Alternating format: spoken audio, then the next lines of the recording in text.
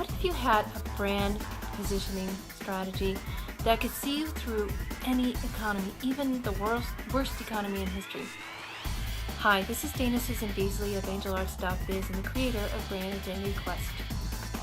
Let me tell you a story about two companies that had a brand in the Great Depression.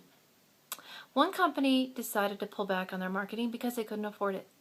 The other company decided to double down on their efforts in their marketing and did some smart, innovative ways to get their brand across to their customers. Now, which one do you think that survived? Well, of course, the one that used brand positioning strategies. What was the name of this company? It was Procter & Gamble. This is a fascinating story, and it is so applicable to today. And there are three lessons that we can learn from Procter & Gamble in the Great Depression. So one is that they didn't hold back. They figured out a way that they could get their name in front of people. They figured, well, people still need to buy soap, people still have to do laundry, so why not buy from us? Even though their inventories were low in their stores, they went ahead and made a commitment for marketing. They did not hold back. Now, maybe you just don't have the budget for a lot of marketing. Well, there is such a thing as sweat equity, and these days are so exciting because marketing can be almost, or if not free. So maybe you need to take the time to create a free marketing program for yourself and things like article marketing, video marketing, blogging, that kind of thing. That actually has been proven to be more effective than paid marketing. In the long run, it is more effective because these days it's all about relationship marketing. And what you are doing is you are getting your brand out there in front of you. So don't hold back. That is so important. And the other way that Procter & Gamble really found a way to get their brand in front of people is they went with the times. They were flexible.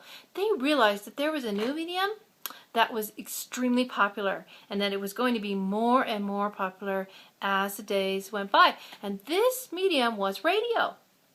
And so they found a way to get their brand in front of people on the radio. And so they would create these soap commercials, and they actually would create these stories. But they got their brand in front of these people through this new medium called radio. Now these days we have this new medium called internet, and it's taking the world by storm. Are you in the internet? Are you on the internet? Do you know about internet marketing? Do you know the best way to do paid marketing, pay-per-click advertising? Do you know how to do a solo campaign? Do you know how to get people to an e-zine? These kinds of things are extremely important. Are you taking advantage of all the ways out there are to market on the internet? Are you flexible with the times? Are you just stuck back, in the 80s when we didn't have the internet and we relied on radio and we relied on print advertising? Did you even know that newspapers are losing subscriptions? They're losing people. They're losing money. So are you going with the times? Are you aware with what's going on? And have you positioned your company, your brand, to go with those times? That's the second step. Now the third step is they found a very unique way to relate to their audience. Now how did they do that? They created what's called soap operas. Do you know what soap operas are? Well, it started from Procter & Gamble. They created a company, and her name was, I believe it was Ma Barker. I believe that's right. But they created a story all around Ma Barker, and then in that they would weave the advertising for their soap commercials. And so this is how they connected to their audience. And as you probably know, unless you're hiding under a rock, soap operas are extremely popular even today. Well, Procter & Gamble are the ones who started that on radio. So they learned how to connect with their audience. And I'm sure you know that Procter & Gamble is still a very successful brand. I mean, have you ever heard of Tide? Very, very successful.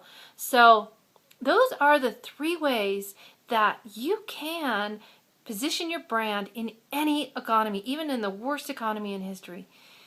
Remember, you need to don't hold back. Don't hold back. Very important. Just keep doing your marketing program. Don't take your brand away from the eyes of people. Very important. And go with the times. Learn everything you can about internet marketing and find a way to connect to your audience that's unique. And if you do those three things, you will have a brand that sizzles, and you will have positioned your brand to create a business that sizzles no matter what the economy is.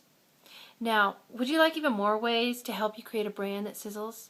I have a free course. It's a free mini video course that's for 10 days. It will come directly into your email box, and it also includes a free report. Go to makeyourbrandsizzle.com and sign up for that today and get started immediately. You can be working on this stuff right now. Would you like even more help? Well, I have an online marketing course called Brand Identity Quest, and you can take that at your leisure.